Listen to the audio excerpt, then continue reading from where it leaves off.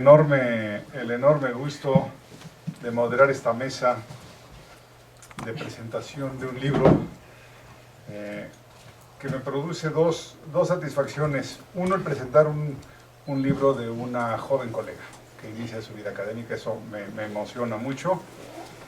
Hace muy poco la conocí, pues pocos años la conocí de alumna, y ahora ya es colega. Me da muchísimo gusto, Ana María, pues que des tus primeros pasos. Y lo segundo, pues realmente tres presentadores de lujo. Voy a darles inmediatamente la palabra y se podrán ustedes imaginar que el currículum de cada uno de los tres es extensísimo. Entonces me voy a limitar a algunos rasgos, sobre todo rasgos que nos pueden resultar importantes para la sesión de hoy. ¿De acuerdo? Entonces comenzaremos con Ricardo Pérez Montfort, luego presentaré a cada uno de los ponentes según vayan, o de los presentadores según vayan tomando la palabra. Ricardo Pérez Montfort, nació en México en 1954, maestro y doctor en Historia de México por la UNAM, es profesor e investigador del CIESAS, profesor también en la Facultad de Filosofía y Letras de la UNAM, autor de muchísimos libros, de muchísimos artículos. Sus temas, salvo que él me corrija, son la presencia de los alemanes en México, también de los españoles, su vinculación con grupos conservadores, el nacionalismo y sobre todo Ricardo fue de los realmente iniciadores de los estudios de cultura popular. Además, es un hombre involucrado, no se reduce a la historia, al cine, a la radio, y ha sido director de dos revistas importantes, de Zacatos del 99 al 2001 y de la revista de la Universidad de México del 2002 al 2004. Ricardo, muchas gracias. Bueno, es realmente un gran gusto y un honor estar aquí para presentar este libro de Ana Mari, que nos conocemos desde hace bastante tiempo. Hemos tenido oportunidad de colaborar juntos en muchas ocasiones y esta es una muy breve presentación, en gran medida para que sirva más bien para estimular la lectura de este espléndido trabajo. En algún momento, entre mayo y junio de 1926, el general constitucionalista Francisco J. Múgica, entonces un tanto abandonado a su suerte, escribió en su diario: luchando por la vida vuelvo a estas regiones devorantes de hombres y pródiga en frutos. Me atrae la Huasteca por su riqueza incomparable y su naturaleza africana. Hay mucho petróleo y hermosas puestas de sol, insectos dañinos, fiebres malignas y arteros pantanos en sus bosques interminables, donde entona el ramaje estrofas sublimes en sus frutos y en sus flores. Cuando voy por sus trochas violatrices, camino al ensueño, sigüello sus laderas esmeralda, me admiran sus ganados, lisos como la porcelana, suaves como la seda. Al surcar sus ríos se encoge el espíritu, y si llueve en la montaña, el diluvio es imponente. Sus aguas broncas, alud que nada detiene, y el rugido de la tempestad parece un himno. El general Múgica se encontraba en aquellos rumbos de la Huasteca, tratando de rehacer sus diarias tareas después de un particular desencuentro con los caudillos sonorenses, que casi le cuesta la existencia. Después de vivir escondido durante un par de años, decidió retornar a la vida civil, aunque su inquietud lo volvió a poner en la brega, si no revolucionaria, por lo menos sí reflexiva y pendiente de los acontecimientos que iban moldeando el desarrollo político y económico del país en aquellos años 20.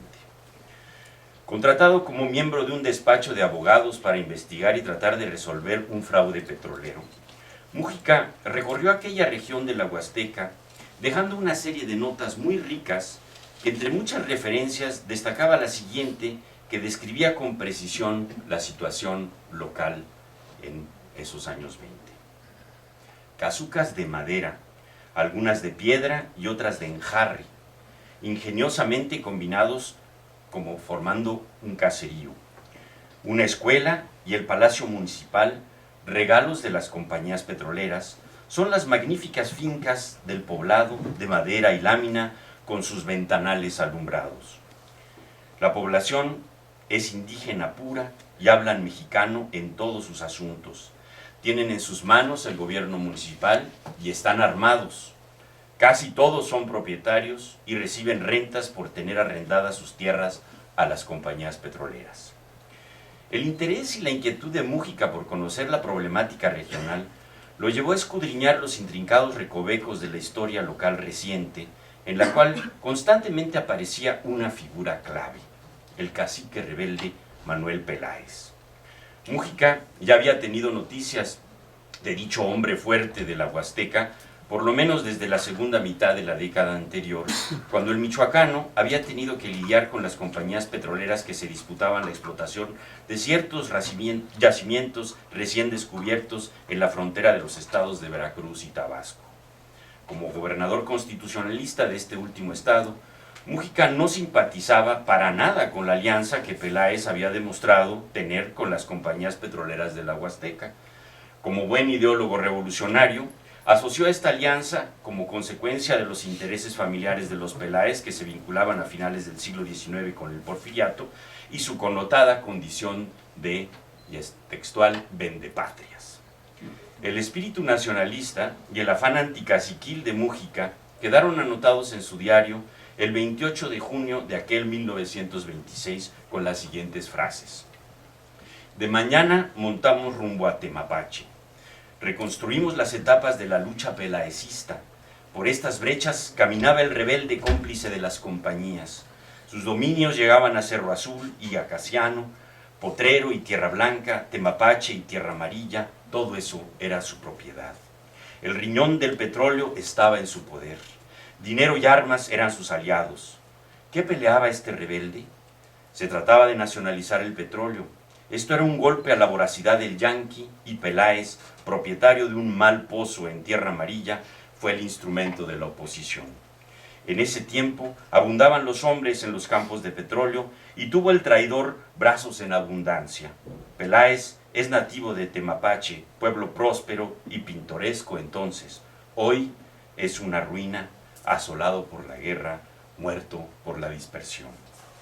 Esta situación, según Múgica, era producto claro de quienes como Peláez habían traicionado a su gente, a su país y a la propia revolución para irse a combinar con los intereses yanquis y a convertirse en hombres fuertes de su región tan solo para satisfacer su ambición personal.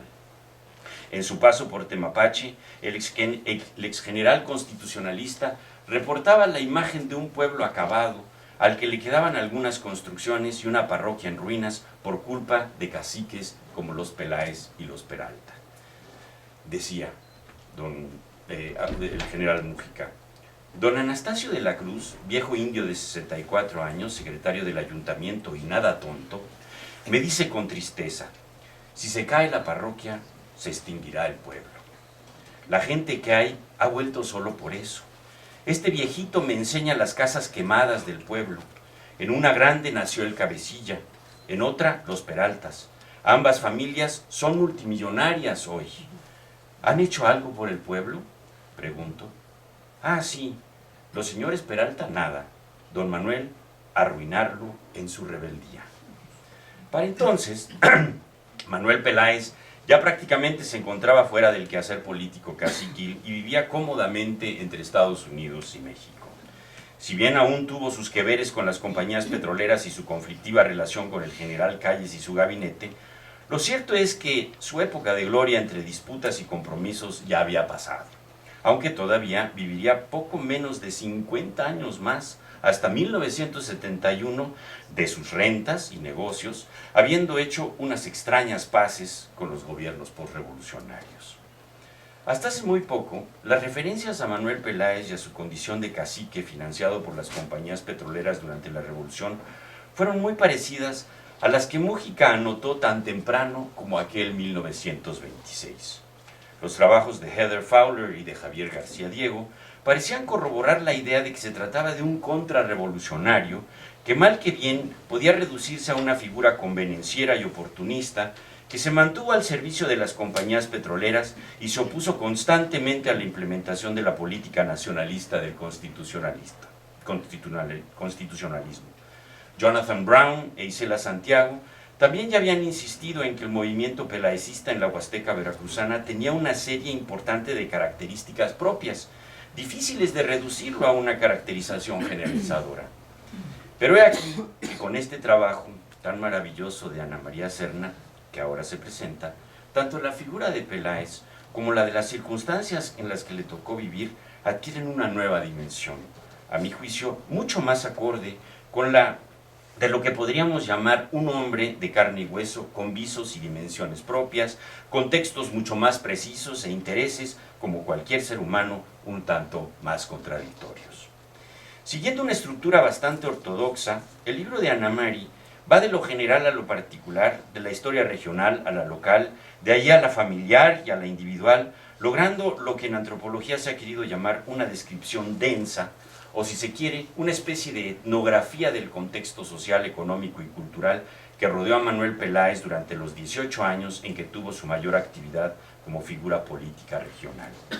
En este sentido, la reconstrucción histórica del entorno en que se desarrolló este individuo, que fue autoridad militar informal aunque legítima, que contó con bastante apoyo popular, siendo intermediario entre terratenientes, compañías petroleras, intereses obreros y grupos políticos, se logra de una manera tan convincente y adquiere tantos nuevos ángulos capaces de replantear las generalizaciones antes mencionadas, que no es aquí donde vamos a decir cada uno de ellos.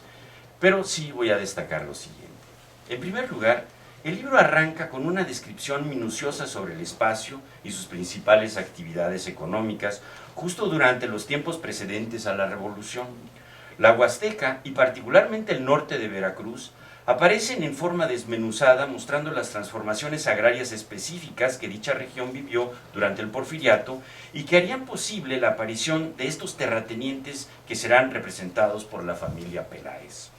Siguiendo a David Skerrit, se intenta definir a estos rancheros independientes como actores principales de los cambios agrarios en la zona, en contraparte a las comunidades indígenas que, a diferencia de lo que pasa en otras partes del país, no se aferraron tanto a las formas tradicionales de la propiedad y usufructo de la tierra y que fueron beneficiadas por los condueñazgos. Esta categoría resulta puntualmente definitoria, pues determina tanto las relaciones de producción como las sociales en la Huasteca. La ausencia de un conflicto agrario radical hizo así de esta región veracruzana un espacio propicio para el surgimiento del cacicazgo de Peláez justo a finales del Porfiriato. La aparición de las compañías petroleras también contribuyó a lo mismo. La misma Ana Mari lo confirma diciendo que 3 fueron los factores que hicieron de Peláez un cacique inusual. Una historia familiar arraigada en el prestigio local basado por una parte en una buena relación con los grupos populares, una fuerte red familiar y una extraordinaria capacidad para hacer tratos con extranjeros, combinada con la habilidad para sacar el mayor beneficio de su papel de intermediario. De esta manera, Peláez ocupó el lugar que le debía corresponder a los grupos revolucionarios y sus autoridades, pero con la venia de los petroleros, los trabajadores, los terratenientes y las comunidades. Fue pues un personaje que, por decirlo así, usurpó el espacio que los revolucionarios se habían otorgado a sí mismos. Ellos debieron brindar, como lo planteaban sus principios fundamentales, la seguridad a la hora de fomentar los cambios sociales. Sin embargo, quien proporcionó dicha seguridad fue el propio Peláez, y de ahí la fuerza de su cacicazgo. A lo largo de este espléndido libro, la tesis va quedando cada vez más clara. Primero, durante la última etapa del Porfiriato, después con Madero y finalmente con Carranza, la emergencia del pelaecismo se explica a partir de esa condición de intermediario entre región y poderes estatales, entre legitimidad local y voracidad extranjera, entre nacionalismos radicales y defensa de los intereses lugareños. Tal vez esa misma condición explique la volatilidad de sus alianzas convencionistas, su pseudovillismo, su coqueteo con el zapatismo y finalmente su definición como pelaecista. Peláez era un pelaecista, precisamente. Las circunstancias de guerra mundial y su posición frente a un recurso estratégico, como lo es el petróleo, terminan por convertirlo en figura imprescindible para propios y extranjeros. los gobiernos de los caudillos revolucionarios se dieron cuenta que Peláez también les podía ser bastante útil y terminaron por incluirlo en la nómina. Sin embargo, Ana Mari no deja la explicación ahí, sino que analiza el fenómeno huasteco, a las compañías petroleras, el pelaecismo y su relación con los gobiernos revolucionarios, con elementos que resultan muy comparables, a mi juicio, con lo que sucede hoy en día en muchas partes del país, y que es la emergencia de estos, entre comillas, nuevos ricos, con fuertes tendencias caciquiles, de las cuales Peláez puede ser un muy buen representante, y de quienes tenemos varios ejemplos hoy en día. En tanto extranjerizantes frente al nacionalismo, puntualmente acomodaticios frente a las adversidades externas, pero sobre todo sustancialmente oportunistas y conservadores, logran mantener la cabeza a flote en múltiples circunstancias, comprometidos con su propio bienestar y con un discurso inclusivo y notablemente demagógico. No son solamente mercenarios, como tampoco lo fue Peláez, y al parecer responden a cierta legitimidad local, pero difícilmente ven más allá de su propio beneficio y sus propios negocios. Al igual que muchos fenómenos populares, incluyendo el mismísimo nacionalismo tan caro para muchos de nosotros, la volatilidad de sus alianzas y lo manipulable de sus expectativas terminan mostrando una gran falta de consistencia. Son sus intereses particulares los que terminan por dominar su existencia, no tanto los beneficios de las mayorías o su apego por las demandas populares. Peláez resulta así, y en efecto, un personaje que defendió sus propios intereses y gozó de cierta legitimidad, pero a su paso por la Huasteca veracruzana, las cosas cambiaron poco, y la verdad, tampoco implementó mucho el provecho popular que digamos. En este sentido, el reclamo de quienes sí tuvieron y representaron ciertos ideales, como el general Múgica, notables perdedores en la revolución, me parece que todavía sigue vivo. Y embona puntualmente con estos versos de Paco Píldora que bien pueden rematar esta brevísima presentación. Son unos versos escritos en la década de los años. Dice que los cante, pero ando medio afónico. Entonces, dice así, dicen estos versos que yo creo que muestran muy claramente qué pasó en la Huasteca, qué está pasando en el país, ¿no? Está el Veracruz actual de tanta mugre embarrado que de uno a otro lado el aspecto sigue igual. En el centro, el arrabal, es todo mugre y basura, bache y descalabradura y un suave aroma de ampón. Le falta mucho jabón, escoba, lejía y pintura. Pero el pueblo sigue igual, viviendo en la mansedumbre, la ruina, la podredumbre y el abandono total. Es ya su vivir usual, cambiarlo parece tontera. Ha sido larga la espera y tan nulo el resultado que sigue mudo, amarrado ante tanta fregadera. Muchas gracias.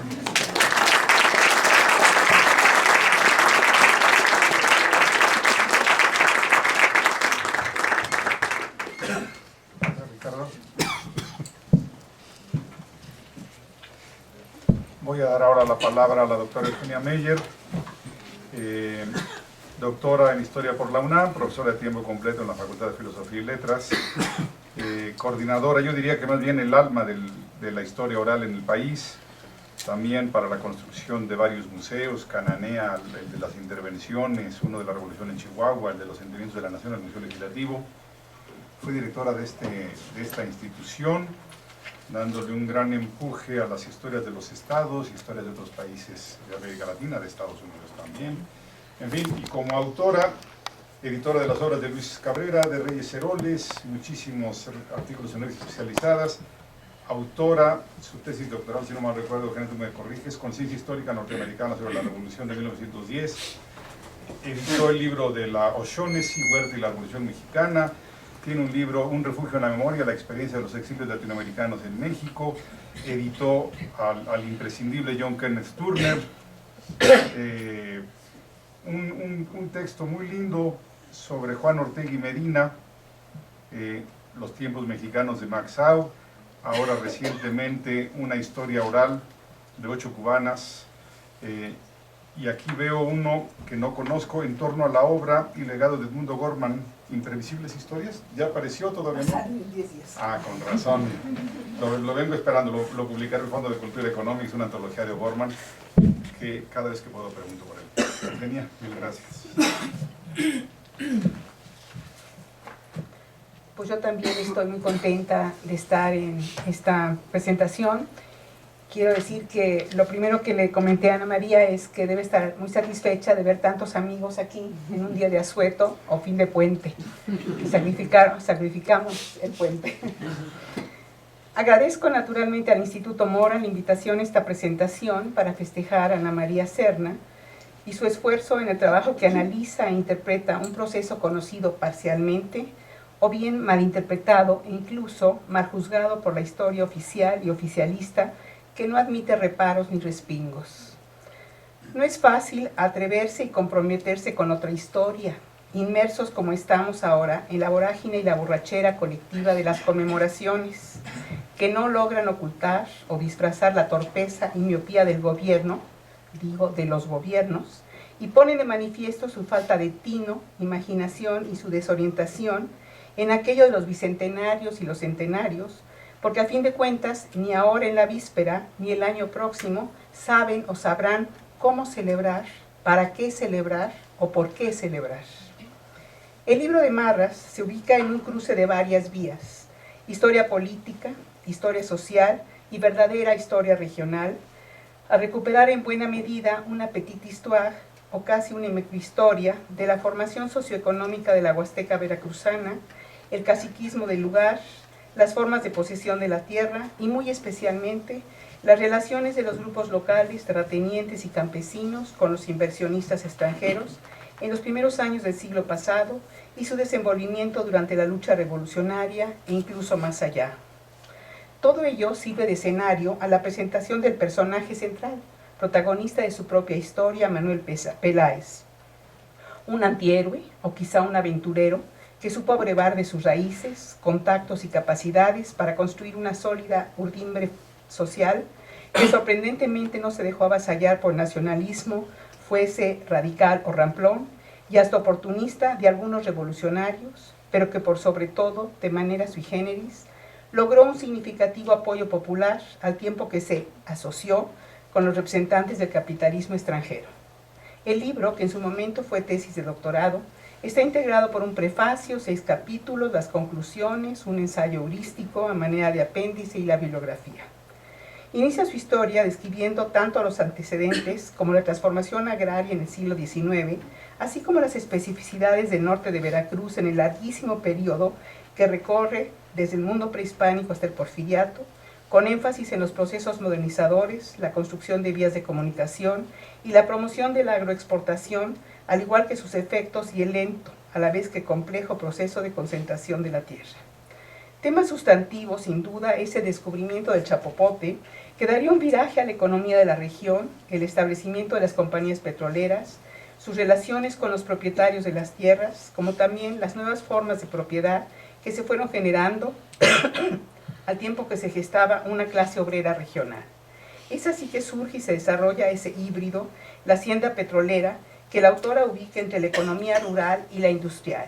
Se atiende en detalle con una excelente sustentación a las condiciones de las compañías extranjeras y su incapacidad para comprender el surgimiento del nacionalismo revolucionario. Destaca sin duda el hecho de que se haya logrado hacer alianzas tan sólidas entre las empresas extranjeras y los campesinos, al tiempo que se desataba la lucha armada y continuaban, quizá con sobresaltos y ciertas interrupciones, tanto la vida cotidiana como los usos y costumbres del lugar. Con una estructura sólida, recursos válidos y sobre todo la consulta cuidadosa de archivos, la autora calienta la historia para entrar de lleno a su objetivo fundamental, Manuel Peláez y el pelaecismo como forma de caciquismo regional. Dibuja un entorno para dar paso al recuento y análisis del papel que desempeñaron Manuel Peláez y su familia como intermediarios entre hacendados y campesinos por un lado y las compañías petroleras por el otro, así como el surgimiento de la clase obrera de la Huasteca veracruzana. Se ocupa entonces de los orígenes del señor de Temapache, que también lo fue de Tantoyuca, según precisa Serna, para con ello reforzar el linaje de la familia Peláez, su patronazgo, las raíces de su dominio, como también la historia particular de Temapache y de la lucha de sus indios en contra de la llamada gente de razón. Como suele sucedernos a los historiadores, cuando a manera de tirandelo vamos en busca de nuestro actor o protagonista, Ana María no pudo sustraerse al designio de acabar irremediablemente comprometida con su personaje, hasta convertirse en su cómplice y caer en la tentación de sugerir su exoneración, o al menos mostrar facetas distintas de la historia, ideología y formas de actuar de Peláez, a quien a lo largo de múltiples páginas califica, adjetiva y hasta defiende. Solo algunos botones de muestra. Dice Ana María: Manuel Peláez no fue un simple mercenario, mucho menos jefe de las guardias blancas locales. Al parecer, su ejército fue más que eso, y como algunos autores han expuesto, Peláez ha de ser visto como cacique. Luego añade: Manuel Peláez se convirtió en líder regional de la élite durante la década de 1910. Ha sido considerado el guardián de las compañías petroleras, pero en realidad fue mucho más que eso. Manuel Peláez era líder de un movimiento local de terratenientes y rancheros que pelearon en contra del gobierno de Carranza y la Constitución. Sin duda, Serna pretende hacer una historia contracorriente y por ende una historia más humana, quizá también más comprensible. Este es un loable intento por desmitificar al hombre por cuanto a sus relaciones y vínculos con las compañías petroleras, muy especialmente las de capital alemán.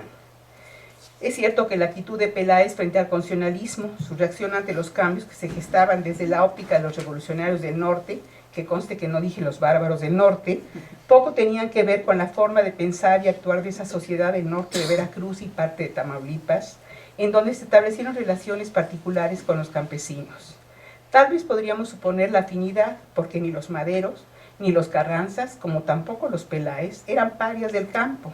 Por ello quizá el largo y complejo bregar, lleno de obstáculos, que tuvieron las propuestas para modificar la legislación sobre la tenencia de la tierra, que ha sido finalmente tema sustantivo de toda la historia de México. Con la nueva Carta Magna y tras el asesinato de Carranza, las cosas habrían de cambiar. Serna define esta época como de los límites de la reforma agraria, pero parece soslayar los orígenes, trátese de la situación de los condeñazgos, como el caso de Juan Felipe, Cerro Azul, o bien el de Jopoy versus la hacienda Chapacao o Guasimil, en donde, como ella bien los define, el pueblo indio que rechazó la dotación de tierras. Con todo, resulta menester hurgar en los orígenes de lo que eventualmente sería la reforma agraria, demandada de diferentes formas y en diferentes circunstancias por los ejércitos populares. El planteamiento más puntual y primigenio, siguiendo la ruta trazada en los grandes problemas nacionales por Andrés Molina Enríquez, fue el de Luis Cabrera, quien desde 1912, como candidato a diputado de la 26ª legislatura, planteaba ya la necesidad de un cambio en las relaciones entre la tierra, los campesinos y los propietarios, ante la condición de explotación que sufrían las clases rurales. De allí que propongan la reconstitución de los ejidos de los pueblos, de allí también que como teórico del carrantismo fuera el instigador de las modificaciones al Plan de Guadalupe en Veracruz en diciembre de 1914 y sin duda el autor intelectual de la Ley Agraria del 6 de enero de 1915, con la cual ciertamente el primer jefe pretendió arrebatar la bandera del agrarismo a los convencionistas. Cierto es que de origen ni Madero ni Carranza vieron con simpatía el reparto agrario, y no podía ser de otra forma, porque finalmente ambos eran grandes propietarios norteños. La presión de la Revolución Social y muy especialmente la Convención de Aguascalientes fueron determinantes por obligar al barón de Cuatro Ciénegas a ocuparse de la cuestión. Luego, esa misma fuerza popular obligaría al constituyente de 1916-17 a redactar un artículo 27 que supuestamente habría de satisfacer las demandas de la gran mayoría de los mexicanos. Como en tantos otros casos del pasado nacional, la ley habría de acatarse, aunque no siempre cumplirse. Sin duda, cada caso tiene sus particularidades y las del norte de Veracruz no son la excepción. Solo así se comprende la oposición y el rechazo de Peláez al fin propietario. Resulta fundamental el análisis de los causales propios e incluso ver el problema desde la perspectiva casi doméstica de los que le fue sucediendo a las familias propietarias.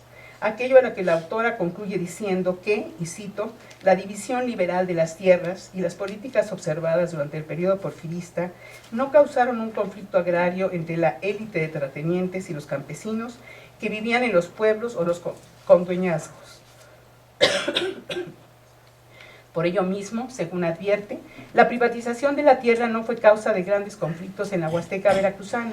Por el contrario, los campesinos incluso los fomentaron, ya que el conflicto estaría más entre condueños o campesinos que poseían tierras en común. Solo así, sin duda, se explican esos límites de la reforma agraria a los que se refiere Serna. Porque según concluye la autora, a pesar de que la tierra se distribuyó, la reforma agraria no afectó en gran medida a los grandes terratenientes.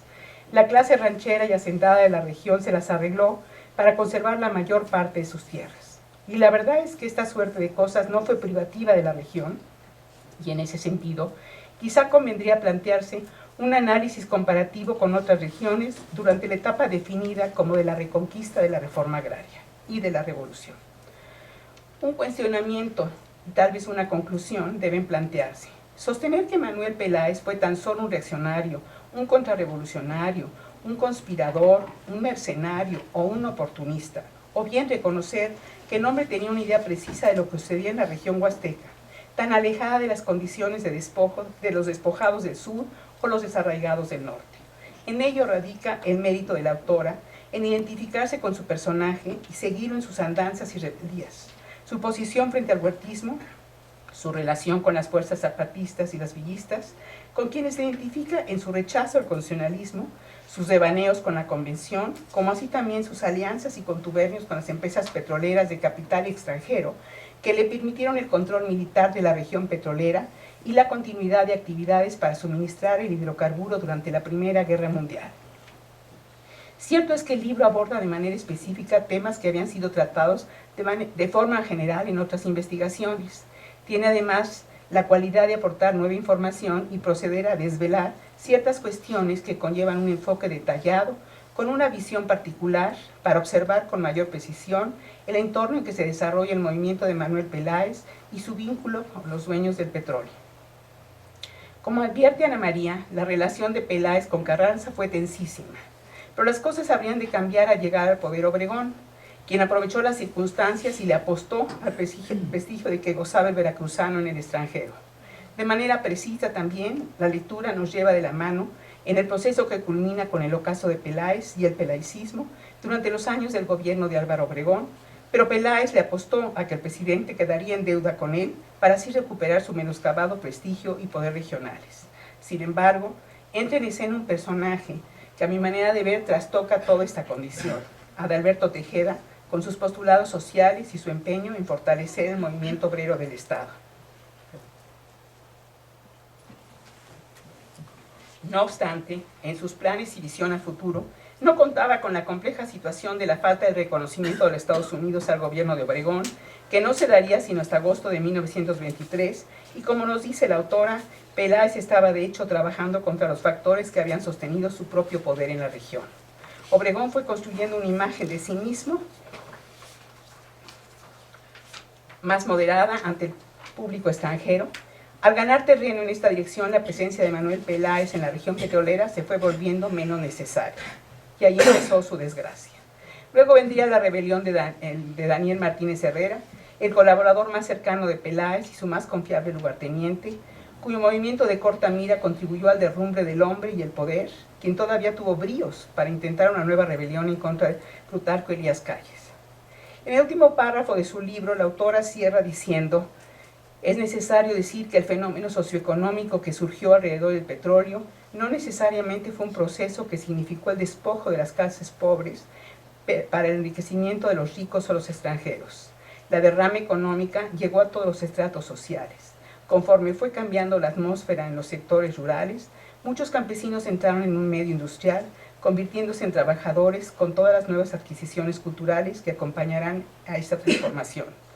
Indudablemente, todo trabajo histórico debe ponerse límites y este caso no es de excepción. Hubiera sido deseable que Ana María Serna no se detuviese en los años 20 sin contarnos el desenlace de la historia de este antihéroe, la pérdida de libertad para funcionar independientemente y las circunstancias que llevaron a Peláez a unirse a la rebelión de la huertista sellaron su destino. Luego de la derrota del movimiento, se retiró a su rancho en Tierra Amarilla, donde vivió de manera discreta hasta su muerte, ocurrida en 1971. Creo que cabe agregar que todas sus tierras fueron expropiadas y su familia decidió emigrar a Houston, Texas. Como colofón, habría que señalar que es una verdadera lástima que Ana Mari no haya tenido la posibilidad de consultar el archivo personal de este hombre, que sin duda sería una verdadera caja de Pandora, llena de sorpresas y seguramente también de explicaciones de su forma de ser y de actuar. Muchas gracias.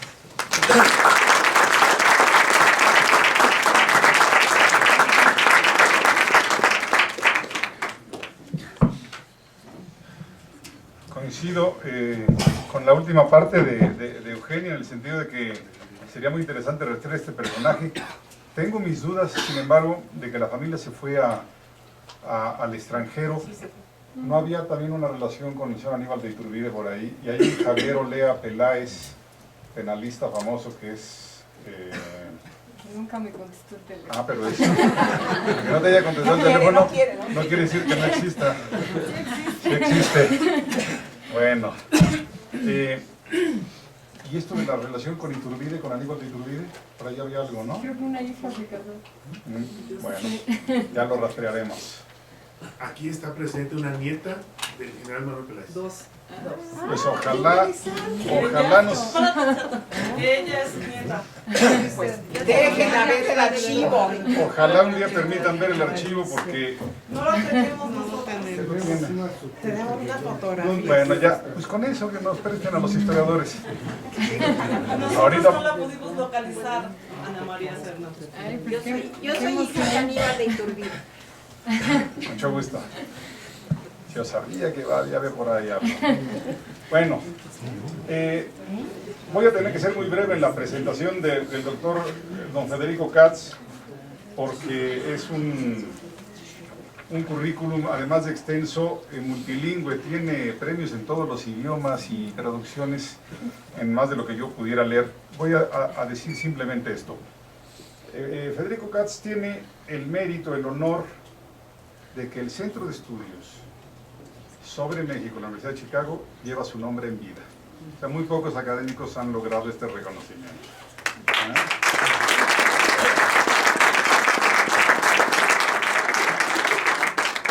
Segundo, otro mérito igualmente difícil, es que es autor de muchos libros de artículos, pero es autor de 2 auténticos clásicos. Y eso es muy difícil de lograr.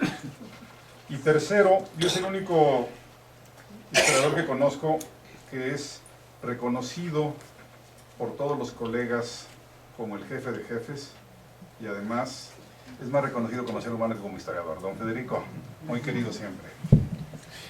Muchas gracias. Es un gran placer poder estar aquí para la presentación del libro de Ana María Serna. En contraste con muchos de ustedes, yo estuve presente en el nacimiento de este libro como tesis. Conocí a Ana María Serna en los inviernos no exactamente calientes de Chicago y en los veranos también. Siempre en los seminarios que tuvimos sobre México, su voz se oía con preguntas que a veces que siempre no eran fáciles de contestar. Así que ver el resultado de su obra para mí es un privilegio. En 1915, Venustiano Carranza había logrado derrotar a Villa, pero se encontró en una situación sumamente difícil. Una parte del país estaba arruinado por la guerra civil. No había dinero para un ejército hipertrofiado. Tenía que seguir luchando contra Villa y Zapata. ¿Y de dónde podía sacar los recursos? Por una parte, posiblemente de un empréstito americano, pero cuando, después de la expedición punitiva, Carranza rompió con los americanos, ya tampoco tenía dinero de allí. Lo que le quedaba es entrar al sureste de México, donde toda una serie de rebeliones encabezadas por hacendados en contra de los gobiernos revolucionarios tuvieron lugar. En algunos casos, y los motivos de estas rebeliones tenían algo de común. Primero, temían la posible reforma agraria que Carranza había prometido, aunque vieron rápidamente que no era reformador agrario, pero temían algo diferente también. Carranza, si bien no quería distribuir las tierras, sí terminó con los privilegios impuestales de los hacendados. Para dar un ejemplo de los privilegios de que gozaban, Luis Terrazas en Chihuahua tenía propiedades valuadas en 100 millones de pesos, pero para fines de impuestos sus propiedades eran evaluadas en 1,5 millones de pesos. Y lo mismo pasaba con muchas otras haciendas. Así que Carranza, al pedir ya impuestos mucho mayores, se había bragado la oposición de los hacendados del sureste, que hasta entonces no habían sido tocados por la revolución. Además, esa región, como no había sido tocada por la revolución, era rica y permitía a Carranza obtener muchos recursos. En su lucha para entrar en estas regiones, tuvo que hacer frente en parte a la resistencia de hacendados, pero algunos de ellos también tenían genuino apoyo popular. A las clases populares, Carranza no podía ofrecer tierras, aunque las había prometido, pero no se las dio, pero sí podía ofrecer una cosa, la abolición del peonaje. Entre los caudillos que se oponían a él, uno de los que más apoyo popular tenía era Manuel Peláez. Y este libro de Ana María Serna explica por qué, de dónde venía este apoyo. Es una combinación muy rara de historia social, historia económica, historia política y biografía. Déjenme simplemente mencionar algunos de los aportes que me parecen sumamente interesantes de este libro. Lo primero se refiere a los condoñazgos. Es una forma de propiedad comunal que no era muy vieja en México, aunque en algunos casos ya había existido. Era más bien una respuesta de muchas comunidades a las leyes de reforma que prohibían la propiedad comunal. Entonces, en vez de una propiedad comunal, crearon una especie de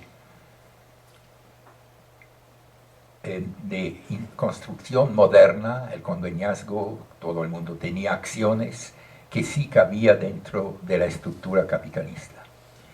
Pero sí era diferente de la vieja propiedad comunal porque había mucho más desigualdad en estos condoñazgos. Y los grupos más ricos dentro de los condoñazgos, en muchos casos, llegaron a obtener que los condoñazgos fueran abolidos, y ellos se convirtieron en una nueva clase media en la Huasteca. Y es una gran revelación en este libro cómo Ana María Serna analiza la formación de esta nueva clase media. No voy a repetir lo que muchos dijeron de la formación del cacicazgo de Manuel Peláez, que ella analiza muy bien a raíz de su estudio de la familia de él. Y del papel que los Peláez jugaron, primero en proteger a veces en comunidades indígenas, pero también en negociar lo más que pudieron con las compañías petroleras. Se ha visto a Manuel Peláez como un simple mercenario de las compañías petroleras, entró así a la historia, pero vemos a través de la obra de Ana María Serna que era un personaje mucho más complejo. ¿De dónde provenía su apoyo popular durante la Revolución? En el México revolucionario había la revolución, especialmente la guerra civil de 1914-15, había provocado hambres, falta de trabajo, inseguridad, y muy pocas zonas habían escapado a esto. Y la zona petrolera, por motivos obvios, era una excepción. La única producción que se incrementó enormemente durante la revolución fue la producción del petróleo. Y Peláez quería sacar lo más que podía de los petroleros, primero para sí, pero también para todos los que arrendaban terrenos de los petroleros. Temía la penetración de Carranza precisamente no solo por lo de los impuestos, sino que como gozaba del dinero que le proporcionaban los petroleros a través de sus arrendamientos, temía que la política de Carranza podía fácilmente, si nacionalizaba el petróleo, poner fin a esto, o si no nacionalizaba el petróleo, provocar una intervención norteamericana, pues había buques de guerra norteamericanos estacionados cerca de la zona petrolera, y además el petróleo era un recurso muy importante para la guerra europea. Analiza muy claramente también un elemento muy interesante, la venida de migrantes del resto de México, buscando la paz y la prosperidad que parecía ofrecer la zona petrolera. Y para muchos de ellos, Carranza significaba la vuelta a la violencia. Temían al ejército carrancista, que en muchos casos se portaba, Chihuahua era un ejemplo, como un ejército de ocupación. Y temían también que en vez de ser pagados en oro, serían pagados en dinero de papel carrancista que no valía nada.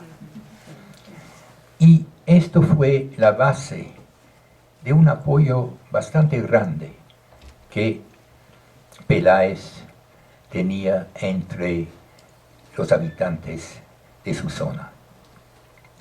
Con los petroleros la relación era, digamos, compleja. Al principio los obligó a pagarle dinero diciendo que si no iba a destruir los pozos petroleros. Más tarde le pagaron con gusto para que no entrara Carranza, pero declaraban siempre al gobierno mexicano: nos obliga a pagar si no va a destruir los pozos petrolíferos. Era una excusa muy conveniente.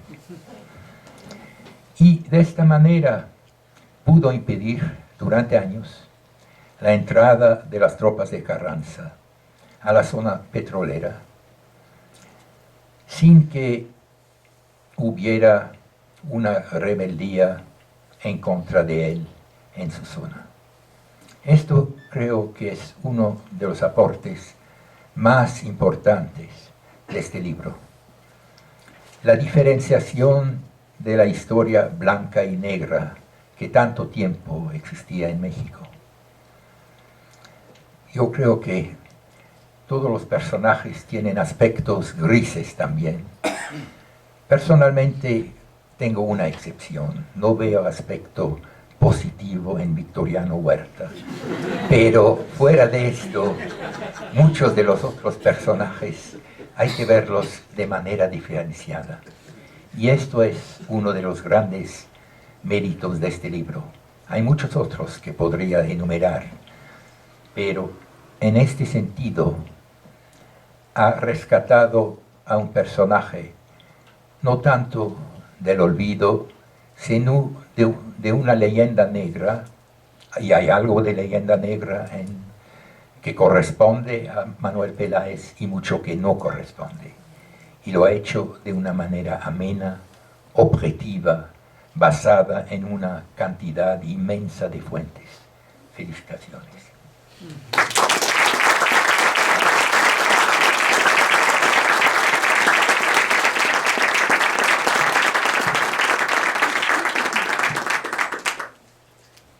Bueno, pues toca el turno a...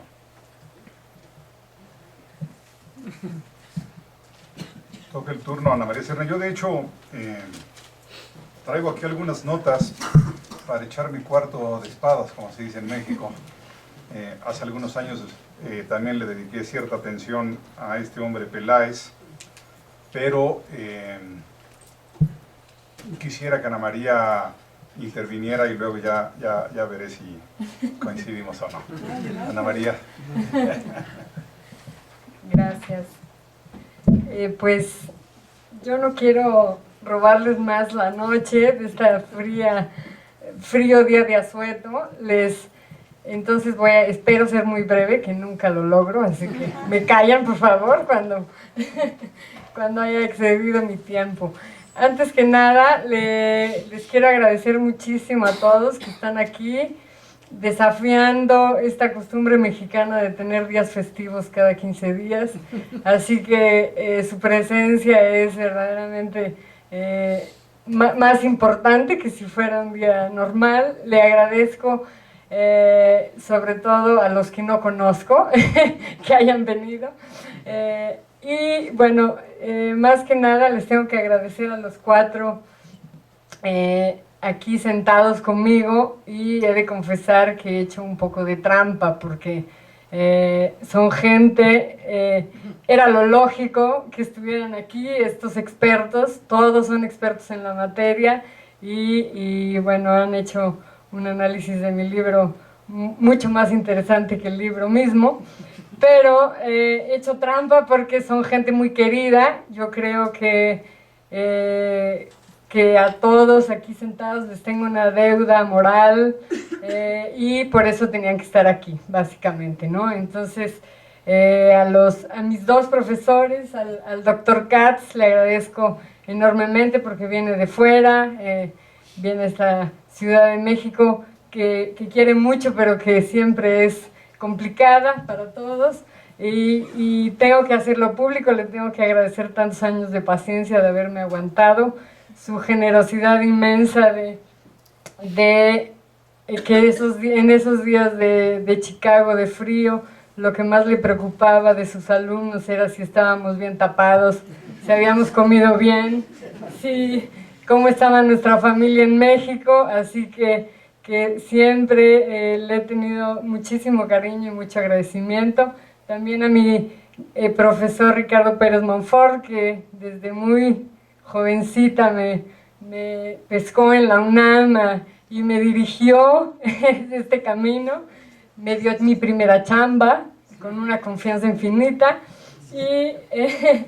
y bueno, pues les tengo una deuda enorme, igual que a Eugenia, que es una gran amiga, pero que además es una experta impresionante en todas estas cosas y también tenía que estar aquí. Igualmente a Javier le agradezco, también le tengo deudas académicas porque me guió mucho en este trabajo y bueno, siempre me ha apoyado enormemente en mi vida profesional. Entonces a todos les agradezco mucho que estén aquí y que hayan hecho este trabajo. Me da mucho gusto que por fin los puse yo a trabajar a ellos y no ellos a mí. Es una de las cosas que uno se gana cuando escribe un libro gordo, por lo visto. Y bueno, no quiero ahondar más en el tema de Peláez. Creo que ya lo analizaron muy bien. Creo que las presentaciones de libros, coincido con Eugenia, que las presentaciones de libros son un poco ya más de lo mismo, pero bueno, creo que son una celebración y por eso me da mucho gusto que esté aquí gente querida y los 4 participantes en esta mesa, porque bueno, hay que celebrar en este mundo de crisis, en este México que no tiene dinero, que todavía hay instituciones como el Mora que nos da trabajo a los historiadores y que nos paga por pensar y por escribir libros. Creo que eso ya hay que celebrarlo. Y ahora celebro también que esté la familia Peláez, porque bueno, alguna vez escuché al doctor Katz decir que él había escrito un libro que pesaba 4 libras, me parece. ¿Cuánto? Un libro enorme de Pancho Villa, nada más para que alguien llegara y le diera otras fuentes, alguien agregara algo más. Entonces, creo que con este aprendizaje me emociona mucho que esté la familia Peláez, porque quizá podemos hacer otro tomo más. El tomo que se quedó perdido, porque como bien dicen, este trabajo debería haber llegado por lo menos a la expropiación petrolera, y se quedó ahí porque era demasiado trabajo. Ya trabajé en estos 10 años y bueno, el consejo, como era una tesis de doctorado, el consejo que me dieron aquí los señores, el doctor García Diego, lo voy a recordar siempre, dijo: la mejor tesis es la tesis terminada. Y el doctor Katz me dijo que me esperara hasta el 2.º tomo para cuando tuviera trabajo, así que a lo mejor ahora sí lo puedo escribir. Entonces todavía falta esa parte y bueno, tengo que agradecer en público, porque sería muy de malnacidos no hacerlo, a toda la gente que ha trabajado en este libro, porque es un esfuerzo colectivo. Bueno, aquí tengo a varios coautores, porque el doctor Katz leyó muchas versiones, el doctor García Diego me dio muchos tips y creo que tengo que agradecerles esto. También a Claudio Lovnitz, que fue parte de mi comité tutoral en Chicago y aportó mucho a esto, el doctor Dipesh Chakrabarty, que me dio una visión mucho más universal del asunto, porque él es experto en la India y tenemos muchas similitudes, México y la India. También Emilio Curi, que fue otro de los miembros de mi comité tutoral, que agregaron mucho a esto y que no lo hice sola, ¿no? Es muy importante hoy, como es día de asueto, no están aquí las autoridades del Instituto Mora, pero pues les agradezco a ellos. No podían estar porque estaban el director de investigación y el doctor Luis Jauregui, el director del Mora, están de viaje de trabajo y no pudieron venir, pero les agradezco mucho que hayan puesto este esfuerzo en publicar mi libro, y a la gente de publicaciones del instituto, y aquí a la gente, a Raimundo, Mónica Rodríguez y Arturo, que vinieron hoy a acompañarnos y a poner este escenario. Entonces, no quiero agregar más, digo, esto ya, como es mi primer libro, se tienen que aguantar, porque es como si me hubiera ganado un Oscar. Entonces, la lista es interminable. Evidentemente agradezco a mi marido que está acá, a mi familia, y que también hicieron esto, porque hasta mis sobrinas hicieron mapas y todo. Y bueno, no quiero seguir con esto, solo pues los invito a leerlo, a conocer más de la Revolución Mexicana y sobre todo a conocer más de México, porque pues yo empecé este libro buscando manifestaciones muy radicales de nacionalismo popular, porque me imaginé que las compañías petroleras habían generado verdaderamente una situación de mucha efervescencia local, y resulta que me encontré con una historia muy distinta y muy compleja, de historia rural, de este cacicazgo del cual han hablado mucho, y entonces pues es toda una aventura.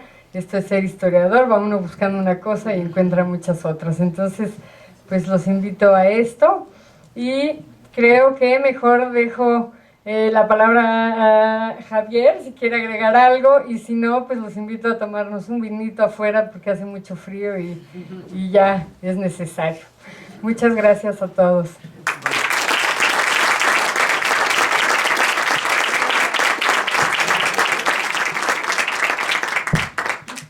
Pues sí, bueno, no los voy a detener mucho, pero efectivamente quisiera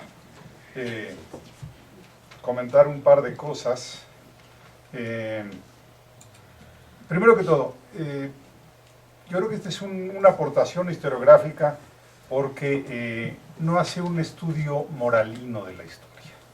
Y ese para mí es la principal aportación, hace un estudio profundo, y entonces llega a una conclusión con la cual yo coincido abiertamente. Peláez fue mucho más que un jefe de guardias blancas, más que un mercenario, fue pues el líder de unos rancheros. Se revela con la lógica de los rancheros, no es el único, hay muchos en la Revolución Mexicana que están peleando desde esa perspectiva, por ejemplo los finqueros en Chiapas, Cástulo Pérez en otra zona de Veracruz, muchísimos más. Ahora bien, hay otro elemento que hay que tomar en cuenta. ¿Por qué era popular Peláez? ¿Sí? Ana María dijo algo, que ella inició este estudio buscando el nacionalismo popular. No lo iba a encontrar entre los trabajadores del petróleo. También dijo hace unos momentos que en este país que no tiene dinero, pues que es muy de agradecerse que el Mora contrate investigadores. En la Revolución Mexicana, los trabajadores de la zona del petróleo estaban muy agradecidos. Ellos eran los primeros protectores de Peláez porque estaban protegiendo su empleo. Manuel Peláez, además de ser un propietario de tierras, había figurado un poco como un intermediario laboral entre las compañías y las comunidades cercanas. También tenía un hermano suyo, Ignacio Peláez, si no mal recuerdo, Ana María, trabajando en el departamento legal de las compañías. En fin, es una relación mucho más compleja de lo que uno supone. Otro elemento. ¿Por qué los rancheros de esta zona se levantan con tal animosidad? Porque aquí hay una confusión. Efectivamente, la expropiación del petróleo es en 38, pero lo que se expropia son los fierros. El subsuelo ya era de la nación. Y contra lo que están luchando las compañías, Peláez y los trabajadores del rumbo, es que la declaración de que el subsuelo, de que el petróleo era propiedad de la nación, abarataba la propiedad de Peláez, porque ellos arrendaban sus tierras porque eran ricas en petróleo. Si no eran ellos los dueños del subsuelo, su propiedad se desplomaba en cuanto a valor. Y las compañías, por eso querían la no retroactividad, querían seguir operando como antes de 1917, y los trabajadores también lo querían. Es parte de la lógica perversa que hay en todo esto. Don Federico también señalaba la estrategia internacional de Peláez. Aquí cada quien juega sus cartas. Carranza, como quería obtener cosas de Estados Unidos y de Inglaterra, por cierto, Mújica no hace referencia, dicen las compañías de Yankees, no, muchas de ellas, y grandes financieros de Peláez eran las compañías inglesas, de Eagle sobre todo. Ellas, Carranza entonces amenazaba con iniciar una campaña militar sobre la región del petróleo. Nunca lo hizo, nunca hubo una auténtica campaña para desalojar a Peláez, porque Carranza tampoco quería, ¿sí?, el enojo de los gobiernos, el enojo de las compañías y la pérdida de los ingresos que podría conseguir por la exportación del petróleo. Y entonces a las compañías tampoco les convenía que Carranza amenazara con una campaña, porque en ese momento Peláez cobraba más alto su protección. Cada vez que Carranza amenazaba con que se iniciaba la campaña, el más feliz era Peláez, claro, le subía la cuota de protección. En fin, esta es de verdad una historia fascinante, porque hay que ver a la Revolución Mexicana en toda su complejidad. No era nada más la lucha de unos buenos contra unos malos, no, es realmente un proceso muy complejo. Y entonces, yo siento que efectivamente había algunos autores que ya se habían metido de manera profesional con Peláez desde la perspectiva internacional. Pienso sobre todo en Lorenzo Meyer, en sus 2 libros sobre el petróleo. Habíamos algunos que nos habíamos metido en el Peláez desde la perspectiva nacional, sus relaciones con Carranza, en fin, con Félix Díaz y demás. Pero la aportación de Ana María es ver a Peláez desde una perspectiva local, regional, y darle su lógica inicial, que es la lógica del ranchero, del propietario de tierras que sucede que son ricas en el subsuelo, porque sólo así podemos entender a este personaje. Y créame la familia que lo mejor que puede hacer es permitir la comprensión de este personaje, porque se le van a quitar muchos elementos negros y simplemente lo vamos a entender como lo que fue, un proceso regional muy complejo en el complejísimo mundo de la Revolución Mexicana. Sin más, vámonos al vino y muy buenas noches.